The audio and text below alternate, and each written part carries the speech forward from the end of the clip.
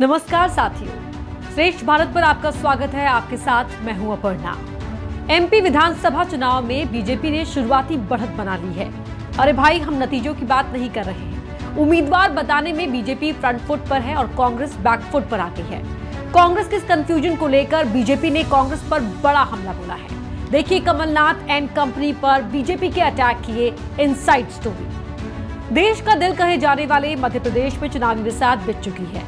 मौसम में भीनी भीनी ठंडक आने लगी है, लेकिन भोपाल के तालाबों की तरावट से लेकर विंध्य पर्वत तक सियासी गर्मी तेज हो गई है।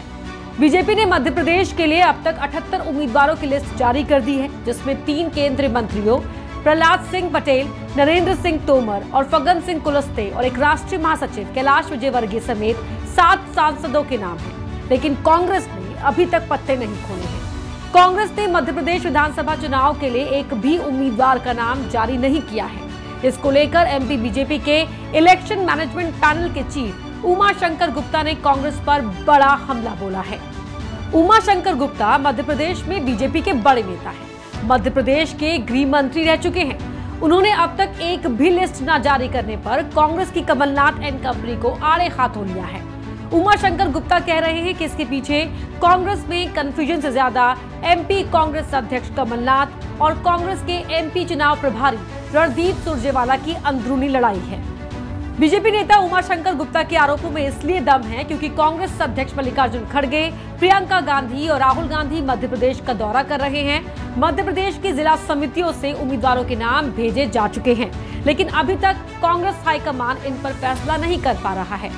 सुरजेवाला कर्नाटक चुनाव जिताने के बाद कांग्रेस हाईकमान के आशीर्वाद से एमपी पहुंचे हैं। अब उन्हें एमपी जिताने का जिम्मा दिया गया है, लेकिन कमलनाथ हैं कि मध्य प्रदेश में हर बात पर अपनी चलाना चाह रहे हैं। कमलनाथ सॉफ्ट हिंदुत्व का सहारा लेकर मध्य प्रदेश के चुनावी मैदान में हैं। अपने गढ़ छिंदवाड़ा में बागेश्वर धाम वाले बाबा धीरेन्द्र शास्त्री की कथा करवा चुके हैं।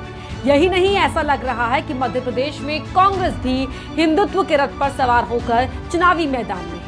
इस साल मई में जब प्रियंका गांधी ने जबलपुर से चुनावी अभियान की शुरुआत की तो पूरे शहर में हनुमान जी की भारी भरकम गदा लगाई गई।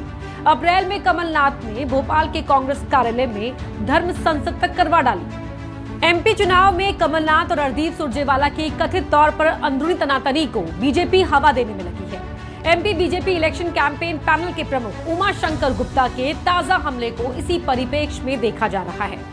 रणदीप सुरजेवाला राहुल और प्रियंका के करीबी माने जाते हैं, जबकि कमलनाथ कांग्रेस के पुराने दिग्गज हैं। इंदिरा गांधी, राजीव गांधी और सोनिया गांधी से लेकर संजय गांधी तक के साथ काम कर चुके हैं। मध्य प्रदेश के विधानसभा चुनाव में कमलनाथ की चल रही है या सुरजेवाला की, ये तो उनकी पार्टी जाने। लेकिन सूत्र बता रहे हैं कि अक्टूबर के पहले हफ्ते में भोपाल में प्रस्तावित विपक्षी गठबंधन इंडिया की रैली कमलनाथ ने कैंसिल करवाई थी। कमलनाथ को अंदेशा था कि इंडिया गठबंधन की रैली में फिर कहीं सनातन विरोधी बयानबाजी न हो जाए, जिससे उनके सॉफ्ट हिंदुत्व वाले एजेंडे में पलीता लग जाए। 25 सितंबर को भोपाल के जम्बूरी मैदान में बीजेपी का कार्यकर्ता महाकुंभ हुआ, जिसमें प्रधानमंत्री मोदी ने सनातन वाले मुद्दे पर कांग्रेस को घेर लिया। प्रधानमंत्री ने कहा, कांग्रेस सनातन धर्म को नष्ट करने पर तुली है। ये इंडी अलायंस की नीति है, एक घमंडिया गठबंधन की नीति है, भारत की संस्कृति पर हमला करने की। इंडी अलायंस का निर्णय है, भारतीयों की आस्था पर हमला करो।